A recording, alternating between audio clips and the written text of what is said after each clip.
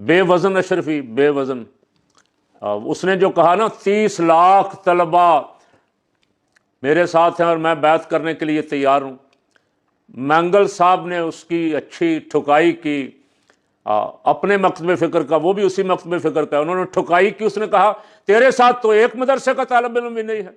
30 لاکھ طلبہ تیرے ساتھ کہاں سے آ گئے؟ اور 30 لاکھ طلبہ قرآن و سنت کے مطابق اپنے اپنے اساتذہ، اپنے اپنے مشائخ کی بیعت پہلے کر چکے ہیں، کسی نئی بیعت کی تو ان کو ضرورت ہی نہیں ہے۔ اور بھی بہت ساری جرأت مندانہ تقریریں ہوئیں، جتنے علماء نے اس پہ اتفاق کیا ہے، یہ قومی مسائل تھے، ان پہ علماء کی رہنمائی کی اشد ضرورت تھی جو انہوں نے فرمائی۔ اللہ تعالیٰ مجھے بھی، علماء کو، ساری قوم کو متحد ہو کے حق موقف کے ساتھ کھڑے رہنے کی، اور جو اس سے بگاڑنے کی کوشش کر رہے ہیں ان کا جرأت اور ہمت سے رستہ روکنے کی توفیق عطا فرمائے۔ اللہ حضور رحمت عالم صلی اللہ علیہ وسلم کی ساری امت پہ کرم